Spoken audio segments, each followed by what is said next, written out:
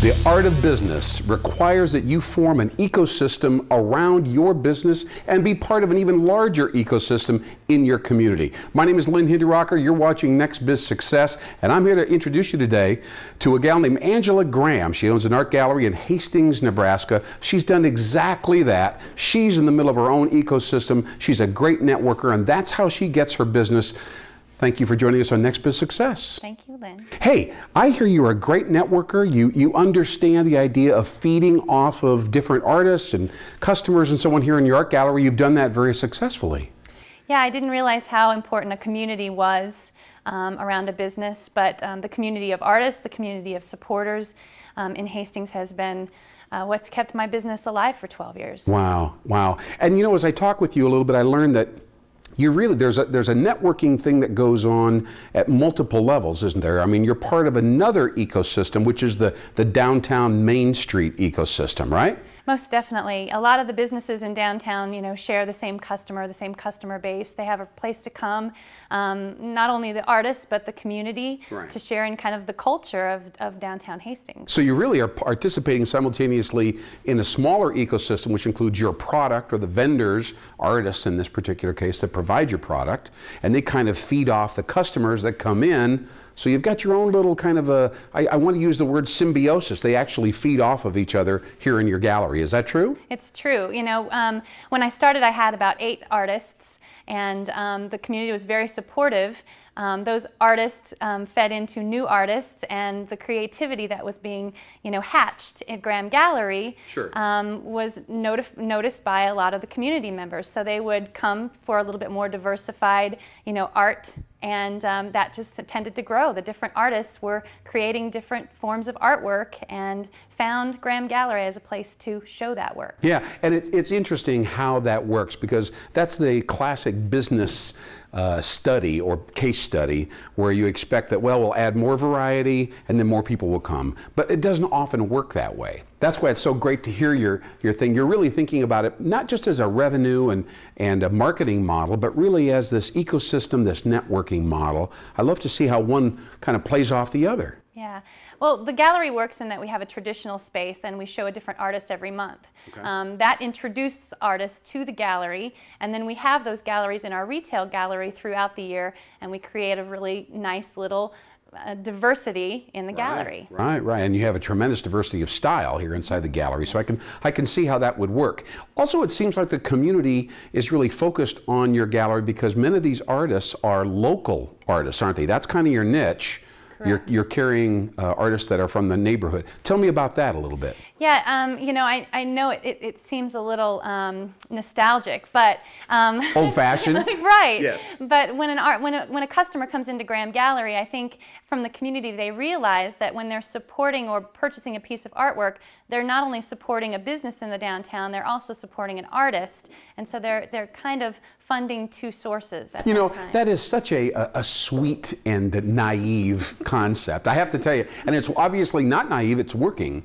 But in this day and age, I kind of thought people were too cynical to care about really supporting a local artist, especially when you can go to Walmart or go to the internet and find all kinds of interesting products there. And just the idea of, well, let's patronize a local artist is sweet, and I really like that idea. But I think that, you know, the community is smart, and they understand if their community is going to thrive, that's where they need to put their money. Yeah, so it's not just sentimental, they're actually making an economic development decision, aren't they? I think they're more educated, and they realize that they're supporting something that is truly going to make their community better and draw more people, right, and more business, right, into the community. Now you say you represent now 80 artists. Do any of them get jealous that one gets more attention than the other? I'm just curious. Or do you have to sit around and be the house marm to all the artists that you carry? Not necessarily. I think there are a few that, you know, think, well, why am I not selling this month or that month? But right, really, when I look at the whole year, you know, it flows pretty evenly throughout the stream of artists. And I've noticed when an artist works really hard, when they put their heart and soul into it, and right, they put the time and devotion to it, it pays off for them. And the more material or the more inventory they have, the more that they happen to sell. Okay.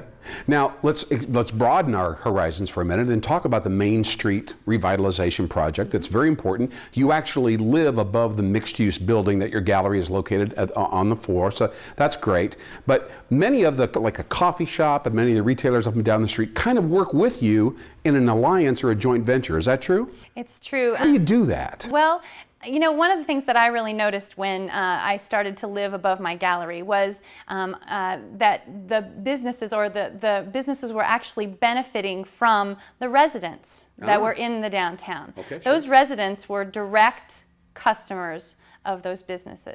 Yeah, yeah. So I've seen actually over the years the development of probably 30 new housing areas in Hastings in the downtown, and that directly affects these downtown businesses. Yeah, yeah.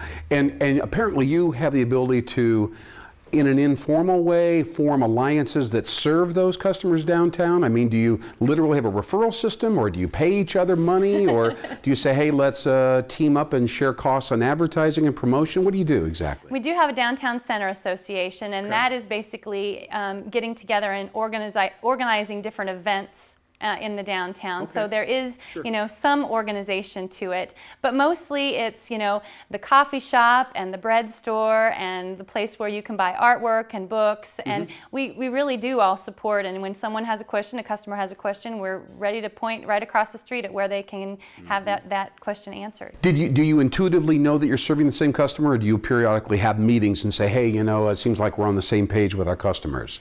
Is it formal or informal? It's pretty informal. Okay. Yeah, All it's right. pretty informal. Now, there are other merchants up and down the street as well. Some of them are not included, or are they all in the ecosystem? Do they participate equally or not?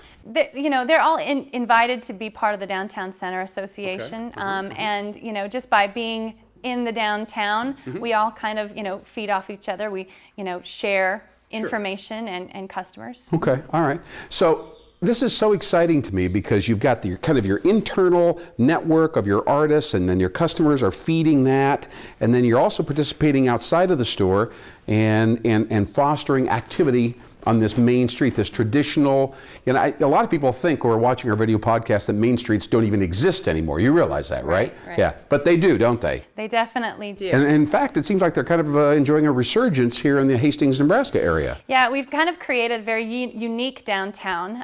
There's a culture here. There is a culture here, and what we did kind of phrase it as a unique downtown area. Okay. We've kind of lost our mall in the city, and so now we've decided to take that energy and put it into our downtown, thinking of the downtown as kind of the heart of the community. I mean, that's where it all started. Yeah. These buildings have been here since 1880s, Sure. and they started this as the downtown. My building was actually a grocery store, so it has a lot of history here, and we wanted to keep that heart. We wanted to keep that focus in the downtown. And you've learned how to showcase that and leverage that. These overlapping ecosystems are basically packaging and showcasing and leveraging that heritage. I love that.